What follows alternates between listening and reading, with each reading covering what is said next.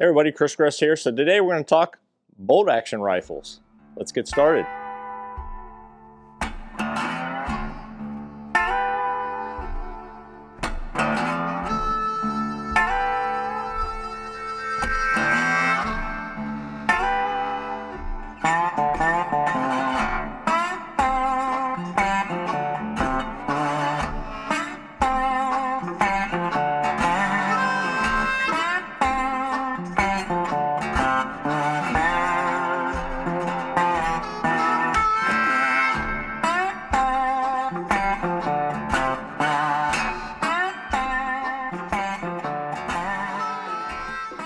Alrighty folks, so the end of this year, 2025, in the fall, I'm hoping to make another trip out to Colorado to chase elk and mule deer around, and I figured what better opportunity to start a new bolt action rifle project than for that particular trip. So I'd been kind of mulling it over what would I decide to do if I wanted another bolt action rifle specifically for mountain hunting. So I checked out Brownells, and they are an exclusive distributor or retailer of Howa rifles. Personally, I've never used a Howa rifle before. I'm a big fan of Bergara, and I was planning on going the Bergara route. However, when I was looking around over at Brownells, I noticed that they had the Howa barreled actions, and specifically this particular one right here.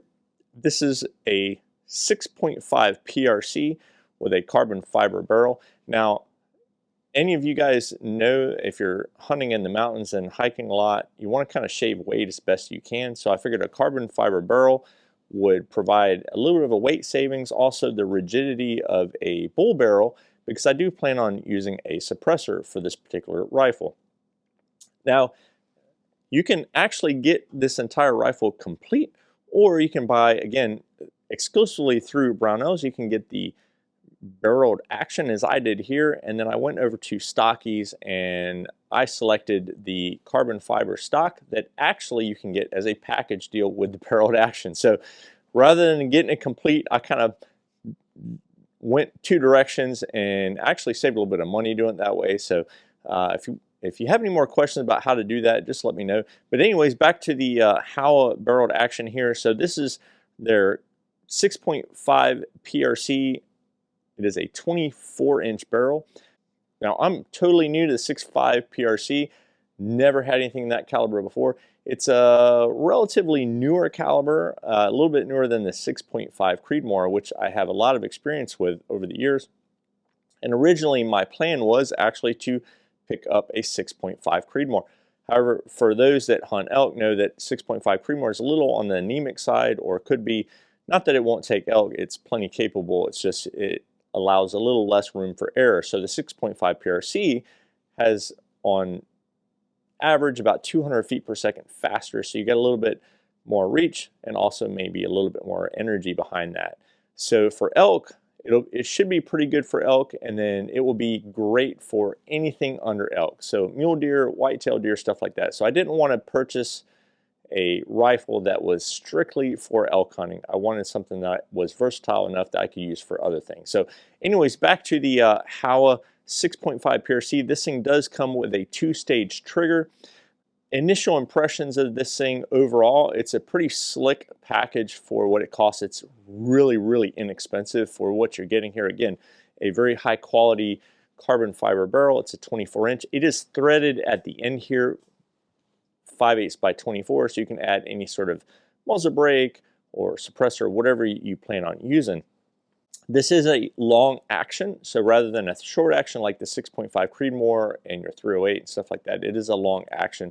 So it does have a little bit more weight on the receiver. Overall, this particular package should be in the 6-point-something pound range. I haven't weighed it myself yet, but as you see right here, it should be somewhere around 6 pounds or so. So the barrel, again, is carbon fiber. The action itself is basically the same as a Weatherby. These Howa actions are manufactured in Japan, so they are very high quality. Again, personally, I've never used a Howa, but my brother's taken quite a bit of deer and other game with his Howa, absolutely loves it, and Howa is known for making pretty good quality stuff. Now the stock is made by Stockies. Again, this is the same stock that they use on their complete rifle, so I just kind of did the same thing, a little bit different direction. The trigger is a two-stage HACT trigger, or hacked trigger. That's just their particular branding from Howa on what they call this two-stage. It's a pretty nice trigger. Not the best one that I felt. Maybe it will smoothen out a little bit with some use, but I think it'll do the job. There are some companies that do make better triggers for this, such as Timney. So maybe I end up going that route at some point. So yeah, so just so you guys can see that we are clear and safe. All right, so nothing in the chamber there. So this does have not a detachable magazine, but it does have a dropout floor plate, which is perfectly fine. I would have liked a detachable magazine, and I guess if I went with one of the various chassis type of stock assemblies, I could have had that detachable magazine. But for what I'm doing here, this is perfectly fine. This is going to be strictly a hunting rifle, so it doesn't really need to be anything crazy. With the safety on the Howas, they do have a 3-position safety. Fire, and then it has a middle position that will allow you to cycle the bolt, but will not allow you to release the trigger. And then at the full safe, it actually locks the bolt, locks the trigger, so you cannot fire it. It does have a very nice, generous bolt handle on here. So it's very easy to get to. The bolt itself is pretty smooth. It's not nearly as smooth as a Tikka or a Bergara, but I imagine it will smoothen out a little bit over time. But yeah, so for what this thing ran me, this is total package, as you see here, sub 1,000 beans. So that was quite a pretty awesome package, because if you guys look at other carbon fiber barrel offerings out there on the market, these things can run you quite a bit of money. Carbon fiber barrels by themselves can run you what this entire package has cost me. So a little bit more on the stock. It does have a nice cushy pad back here at the rear, and you know, it should you know, this thing, like I said, it is very lightweight. So let's go ahead and talk a little bit about optics. So currently I have a 1913 Picatinny scope rail to put across the receiver here. I got one from EGW, so definitely check them out. Brownells is a retailer of their parts as well. I'm undecided on optics, so that's one of the things that I might need y'all's help on. I have a Redfield Revolution, an older optic that I have sitting around. I think it's a 3 to 12 or a 4 to 12. I can't remember exactly. But I've even sent that back to Leupold for some service. So I am considering something better than that. You know, a new fancy rifle like this should deserve a new optic, of course. So I'm looking at Vortex, the Razor LHT. I'm kind of wanting something in the 2 to 3 on the low end, and as high as 15 to 18 on the high end. So I want something with a kind of a variable range there, and I'm wanting to stay around 20 ounces. I did consider another Arkin optic, but those get to be a little bit heavier. Even their lightweight series are about 24 ounces.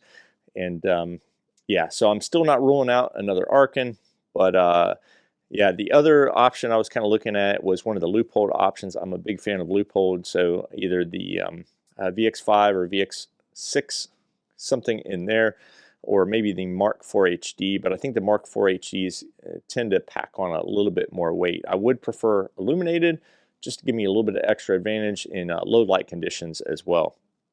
But anyways, just wanted to show you guys kind of start of a new project, 6.5 PRC. I'll probably end up hand loading for this thing as well at some point. If anybody has experience with this particular rifle or this caliber for that matter, please put your comments down below. Love to hear what you have to say about it. I'm excited to do something a little bit different. I'm not really a huge bolt action guy, although I do have a number of bolt actions, but the majority of them are all surplus military type bolt actions. But yeah, so this is my first firearm project of 2025, and I just wanted to share it with you guys. If you're looking for stuff like this and you want to save a little bit of dough as well, definitely check out my website. If you head over there and use one of my affiliate links, such as one of my affiliate links to Brownells or one of the codes there, the channel does get a little bit of a kickback for that. So always appreciated anytime you guys can use those affiliate links over there. Any questions or comments, please put those down below. I always appreciate y'all watching and subscribing and sharing and all that fun stuff. And I will catch you on the next video. Y'all take it easy.